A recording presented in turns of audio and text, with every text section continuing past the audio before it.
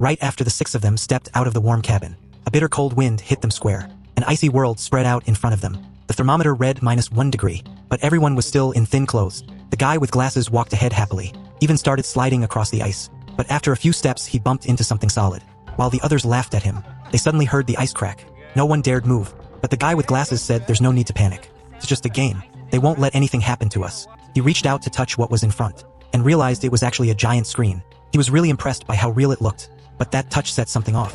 Cold air rushed in through the vents. The temperature dropped fast. He got scared and ran back. At the same time, the cabin's doors and windows suddenly shut. To keep from freezing, they had to search for clues to get out of that creepy place. The man in the suit found a door, but it was locked. They needed to find a key. Meanwhile, the blonde woman found a coat in a wooden box. There was only one. She said they should take turns wearing it. Even though she was cold, she gave the first turn to the other girl. The bearded man found a tilted wolf head statue. He looked up and saw a fishing rod in a tree. He climbed up to get it. The curly-haired guy wanted a smoke.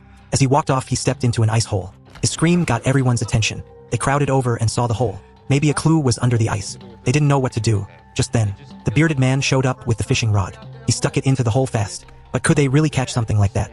The man in the suit got annoyed. He grabbed the rod and let all the line out.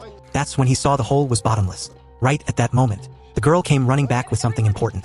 A few minutes earlier, she'd found a compass in the coat pocket. It led her to a polar bear display. Even though she was scared, she reached into its mouth and surprisingly, pulled out a magnet. She ran back and hooked the magnet to the fishing line. They dropped it into the hole again. Soon something stuck to it. The bearded man pulled with all his strength. It was a big block of ice with a key frozen inside. It must be for the locked door. They lifted the ice and smashed it against a tree, but it was too solid to break. Their hands were freezing. The man in the suit had an idea. Used the curly-haired guy's lighter, but the guy had twisted his ankle and was mad, so he tossed the lighter onto the ice. The guy with glasses stepped up to get it.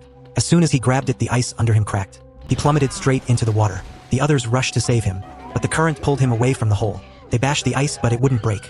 They had no clue where he went. They finally realized this game could actually kill them. They blamed the curly-haired guy for his death. Some even thought he set up the game. In the middle of the argument, the man in the suit said there's no time to fight. They had to work together and get out fast, or everyone would freeze to death. So, they had no choice but to press their hands to the ice, trying to melt it with their body heat. Even though they were freezing and shaking, they still kept their hands on the ice. After a while, it finally started to melt. The bearded guy just hugged the ice block to his chest. Right when the bearded man passed out from the cold, the key appeared. The man in the suit grabbed it and rushed to the door. He twisted the key over and over, but the door didn't budge. He hit it in anger, just when everyone lost hope. A red light lit up behind them. The key had opened the other door. They rushed toward it, but as they crossed the lake, the ice started cracking fast. They ran for their lives. The curly-haired guy was last. He tripped and slid forward. He barely made it into the room. They thought it was over,